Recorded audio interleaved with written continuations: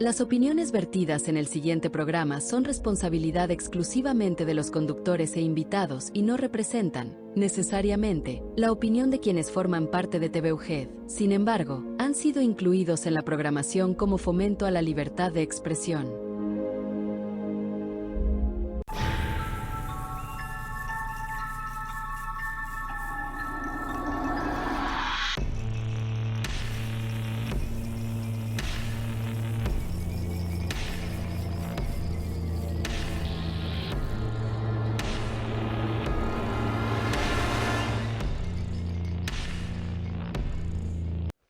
Bienvenidos sean todos ustedes a un capítulo más de Mítico.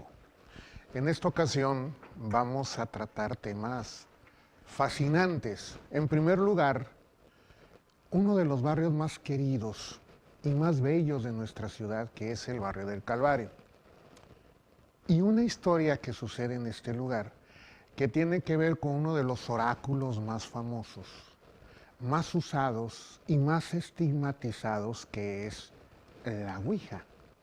En esta ocasión vamos a analizar un poco de la historia de esta tabla Ouija, las consecuencias que puede tener, el cómo y el por qué responde o creemos que lo hace, y por supuesto un poco de este barrio del Calvario, que es un destino inevitable cuando visiten Durango.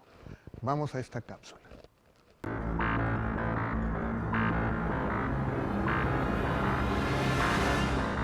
En esta ocasión, aquí, en este barrio del Calvario, les traigo una historia verdaderamente extraordinaria. De hecho, es una sucesión de eventos.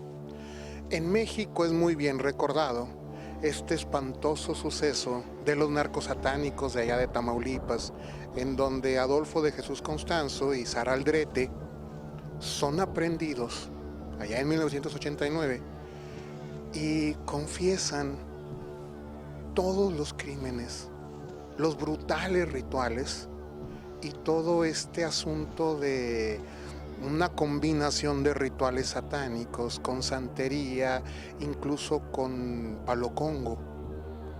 Y en todo esto se destapó una psicosis nacional por los narcosatánicos. Pero deben de saber ustedes que esto no era nuevo. En los años 80 era muy dicho este asunto de que para los rituales de protección de las mafias y de los cárteles se usaban los rituales satánicos, satánico como nombre genérico a cualquier tipo de religión, creencia o culto que implicara este asunto de los sacrificios. Aunque era bien sabido que satánico como tal había varios cultos. Y en aquel momento sucede en Durango algo que fuera extraordinario. La Biblioteca Pública Central, que se encuentra en la cima de este Cerro del Calvario, fue terminada y entregada a mediados de los años 80. Por lo cual, unos años atrás, comenzando la década de los 80, se empieza a ver cuáles van a ser las casas que serán desalojadas, la mayoría en ruinas, y van a construirlo aquí. Precisamente en una de estas pocas casas habitadas se encontraba una familia con 3 hermanos y desde luego el papá y la mamá. Pero uno de ellos, el hijo del medio, tenía una afición peculiar. Él jugaba con la Ouija, pero de una manera tan entregada que podríamos decir en este momento que él sí chateaba. Tenía una conversación en el más allá. Este niño, con esta afición de nombre Arturo, decía siempre que quien le contestaba era otro niño, más o menos de su edad, que se llamaba Daniel. Muchas fueron las cosas que le respondía este espectro a través de la tabla de la Ouija. Muchas fueron las historias, desde luego increíbles para sus amigos, pero tan increíbles como morbosas. Cada día era la expectativa de a ver si le había dicho algo clave.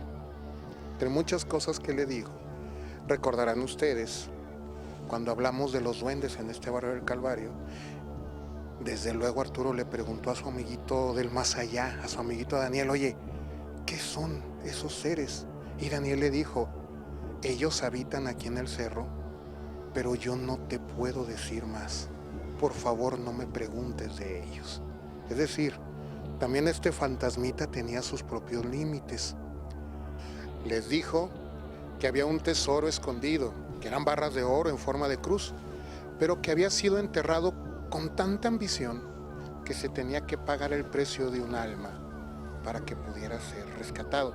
Imaginen ustedes lo que sentía la gente a su alrededor, que un niño de 8, de 10 años estuviera hablando de este tipo de asuntos y que además confesara que quien le decía era este otro niño que se comunicaba con él a través de la tabla Ouija.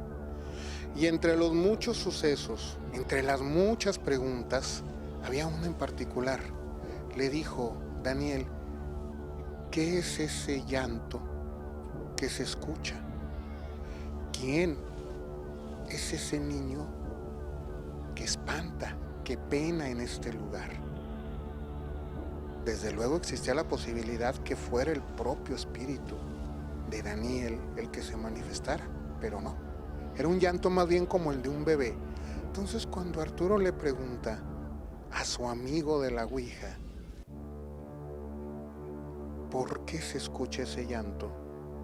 La respuesta lo dejó helado, a pesar de todo lo que ella le había dicho. Daniel le contestó, es que el alma de ese bebé no puede descansar, porque se lo sacrificaron a Satán y él tiene su alma cautiva y por eso sigue llorando. Desde luego Arturo le preguntó, oye, pero ¿quién puede sacrificar a un niño? A lo que respondió, los satánicos del barrio. Imaginen ustedes lo que representó el testimonio de un niño hablando de estos temas. Pasó el tiempo, inevitablemente ellos tuvieron que dejar su hogar. Fue demolido, igual que muchos otros alrededor, y donde hoy están las escalinatas principales, en la calle Florida, en las casas que se destruyen para poder construir la biblioteca, había una en particular. Era una casa vetusta como todas las demás, pero una casa que tenía cada cierto tiempo actividad. Llegaban automóviles lujosos, se reconocían algunas personalidades de familias importantes o incluso personajes de la política. A la gente no le extrañara que no se escuchara el ruido de una reunión animosa ni de una fiesta. Las casas son antiguas, con muros de adobe muy gruesos. Era normal que fueran herméticas, que no se escuchara demasiado ruido. Y la gente algún día a la semana veía esta comitiva. Pero cuando destruyen este cascarón de casa, se encuentran un cuarto con las paredes pintadas de negro y con un altar con todas las señas que se practicaron sacrificios en ese altar. Un escándalo. Había satánicos en el lugar. Pero lo más curioso es que desde hace un par de años Arturo lo sabía porque se lo había contado Daniel. Esta historia se quedó en la memoria de las familias que tuvieron que emigrar de este barrio del Calvario, y este testimonio se va a quedar como parte del folclore y de las curiosidades que vuelven este barrio verdaderamente mítico.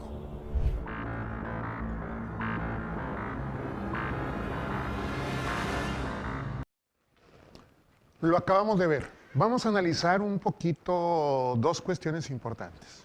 Primero, desde luego, la Ouija.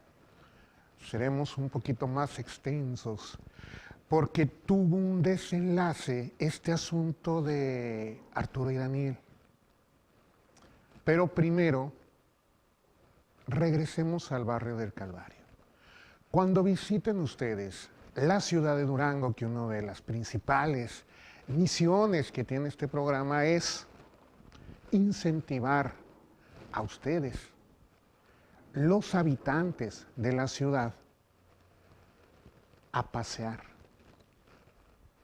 a reconocer y conocer estos rincones históricos, míticos, y a los visitantes, al turismo, que lo puedan conocer y disfrutar. El barrio del Calvario tiene una peculiaridad, es un pequeño cerro, no solamente dentro de la mancha urbana, sino que está enclavado en el corazón del centro histórico. De hecho, el centro histórico como tal comienza en este lugar del barrio del Calvario, la delimitación natural que tuvo.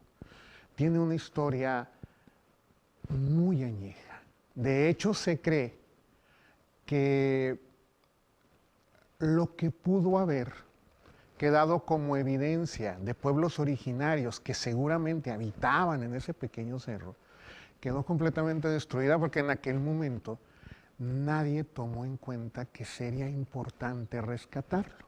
Ahí está, hoy día, esta biblioteca pública central y encima está un mirador que da una vista espléndida al centro histórico y además tiene un teleférico que conecta con el otro cerro dentro de la ciudad de Durango, que es el Cerro de los Remedios. Es una experiencia muy buena, es una experiencia familiar, es un destino imperdible. Poco a poco contaremos su historia, sus leyendas, sus anécdotas, porque al ser un barrio que tiene categoría de barrio, tiene muchísimas. Vamos a ir a un corte y regresamos con la Ouija.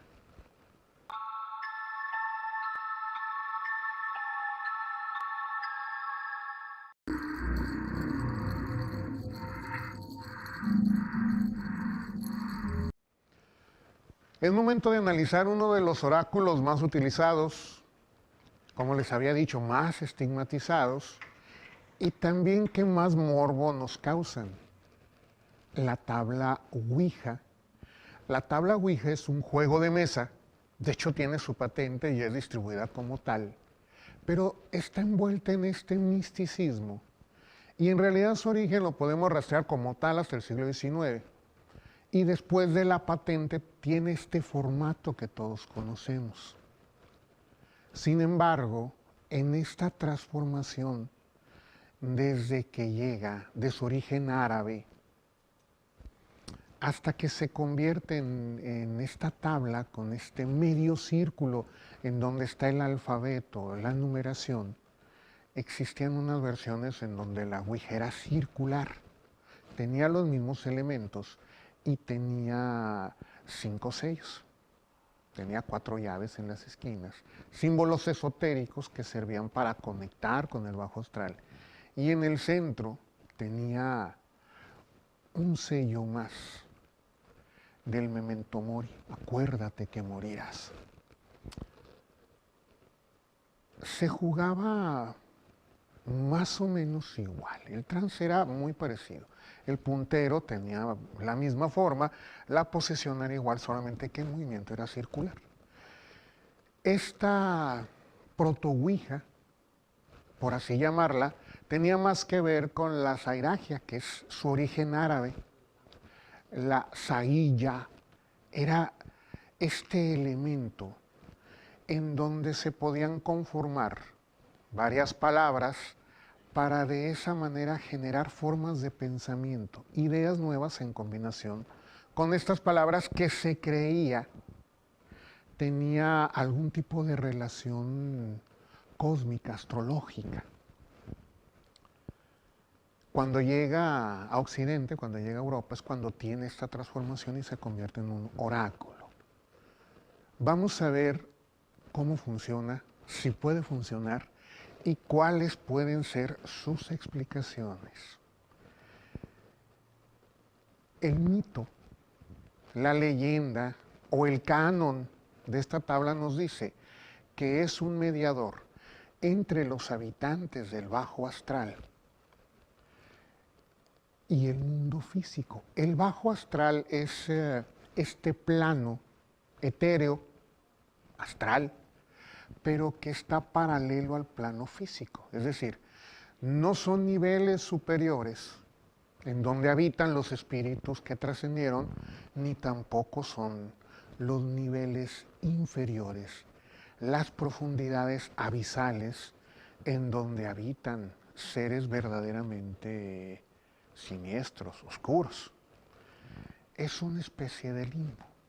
Según esta mitología, hay que recordar que el espiritismo se postula como una ciencia y se desecha por tener una creencia teísta, pero en sus cánones, en sus teorías, lo que explicaban es que en este plano etéreo, que está paralelo al físico, habitan, por ejemplo, los espíritus de la naturaleza, los que llamamos hadas y duendes, y todos estos elementales. Y también ahí se quedan los espíritus descarnados, es decir, los que tuvieron un cuerpo. Nosotros somos espíritus encarnados, según esta tradición, y al morir quedamos como espíritus descarnados y si no se trasciende, deambularán en este bajo astral. Se quedan, desde luego, porque hay demasiado apego con el mundo físico. El apego casi siempre es por cosas mundanas, negativas, lujuria, avaricia, ira, estos deseos de venganza, de revancha, los deseos por los placeres de la carne, por los excesos, por los vicios, son ataduras que impiden que el espíritu trascienda. Pero también hay otros apegos emocionales, como la devoción de una madre por sus hijos, que la obliga a quedarse a velar por el bienestar de ellos, o por lo menos a despedirse. Hay muchas historias de este niño pequeño que parece nombrar y jugar con su padre o con su madre, que ha fallecido hace algunos días, porque es como si se despidiera de él. Este apego lo obliga a quedar ahí. Un niño es difícil que se quede, porque el niño no va a tener apegos materiales, no va a haber desarrollado vicios ni placeres mundanos, ni va a tener estos sentimientos negativos que le obliguen a quedarse. Sin embargo, se dice en esta tradición que muchos espíritus del bajo astral toman la forma de un niño para ser empáticos y atraer la atención de quienes pueden observarlo. Y como son espíritus, todos los descarnados, oportunistas, están ahí en la oscuridad, esperando cualquier tipo de oportunidad para poder saciar sus deseos. Y cuando se abre esta pequeña ventana hacia el mundo físico, que es la Ouija, ellos pueden interactuar desde el otro lado, moviendo el puntero y comunicándose con la persona que los está invocando. Hay muchos casos bien documentados bastante curiosos. El caso particularmente de Arturo, que se comunicó con Daniel, tuvo un desenlace peculiar. Justo cuando iban a dejar la propiedad ahí en el Calvario, dejó de hablar. Repito, era prácticamente chatear con él, le dedicaba horas a su amistad con Daniel. Pero en algún momento se despidió y él dice, Daniel se fue y no sabe a dónde. Simplemente le dijo, oye, ya me voy. Y cuando él le preguntó a dónde se iba, dijo, no sé, pero van a venir por mí. Bastante siniestra también esta manera de despedirse. Y deja su tabla casi borrada en todas sus letras de tanto que la usó. Fascinante la historia, fascinante lo que le dijo. ¿Qué pudo haber sido? La manifestación de un amigo imaginario que lo desahogó de esta manera, y en realidad él siempre estuvo consciente de que movía el puntero pero era parte de su entretenimiento. Es una posibilidad, pero eso no explica por qué él supo tantas cosas sórdidas del barrio que de otra manera no pudo haber sabido. ¿Qué pasa cuando movemos la ouija? Realmente se mueve, y de hacerlo realmente es un espíritu. La explicación espiritista que les acabo de dar es precisamente porque este oráculo era utilizado en estas sesiones como este nexo, como esta llave hacia el mundo de los descarnados. Es inherentemente espiritista. De hecho, en las historias del México mítico, Francisco I. Madero, él practicó el espiritismo. Él creía en estos mensajes de seres ultraterrenos. Y él tuvo varias sesiones con la ouija. Y él decía que estaba ya señalado para ser el presidente. Él era el que iba a terminar con la dictadura.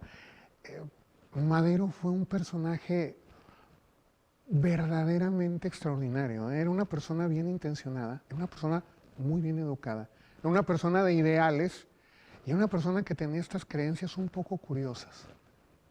Y este oráculo de la ouija le había dicho que estaba destinado a ser el presidente, aunque no sabemos si le advirtió el terrible destino que lo llevaría precisamente a alcanzar la silla presidencial. Era entonces la intención de estos espíritus engañarlo y obligarlo a encontrar una muerte prematura, o simplemente era su propia creencia, esta convicción que hacía que él mismo sentía que se movía el puntero, esta especie de telequinesis autoinfligida, autoprovocada, y que para él de manera consciente realmente pensaba que se estaba moviendo el puntero. Es lo que sucede con todos los que juegan con este oráculo, o realmente hay algo más allá. Ustedes, amigos y amigas, si en algún momento han decidido jugar con este oráculo, lo más seguro es que a grado racional, de forma inquisitiva, simplemente no se mueva. O si 2 o 3 personas son las que tienen puestos sus dedos encima del puntero, siempre creemos que es el otro el que está moviendo el objeto. Y si se han atrevido ustedes a jugar a solas, con las 2 velas, probablemente han sentido ustedes ese ligero movimiento, pero esto explica que realmente estamos conectando con un plano lejano, que realmente tenemos un espíritu inmortal y que hay espíritus que están ahí, atrapados, catatónicos, buscando la forma de salir. O simplemente es un autoengaño, simplemente es algo que nos gusta creer, cualquiera que sean sus creencias o su posición, nadie puede negar que el oráculo de la ouija tiene este halo místico, incluso para muchos de cuidado. Hay muchas leyendas en que no se debe de aceptar una ouija que fue, por ejemplo, robada, que tiene que ser regalada, prestada, tiene que tener un ritual para envolverla y cerrarla. Fascinante que en este siglo todavía tengamos estas creencias míticas. Hasta aquí el programa, nos vemos pronto.